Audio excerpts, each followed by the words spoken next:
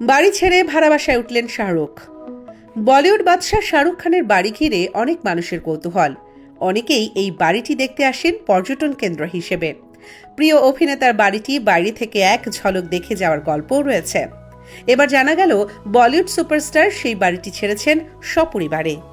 মুম্বাইয়ের বান্দ্রাতে শাহরুখের বিলাসবহুল বাড়ি মান্নাত। এখানে প্রায় প্রতিদিনই থাকে দর্শকের আনাগোনা। শাহরুখের বাড়ি ছাড়ার বিষয়ে জানা গেছে মান্নাতের অন্দরসজ্জা পরিবর্তন করা হবে।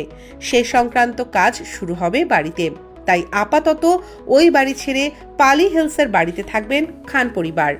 আগামী মে মাস থেকে শুরু হবে মান্নাতের কাজ। টানা 2 বছর বাড়ির কাজ চলবে। মান্নাতের আরও 2 তলা যোগ করার কথা জানা গেছে। এর জন্য প্রশাসনের পক্ষ থেকে গৌরী খান অনুমতিও নিয়েছিলেন 2024 সালে। যতদিন মান্নাতে কাজ চলবে ততদিন পালি হিলের বাড়িতেই থাকবেন তারা।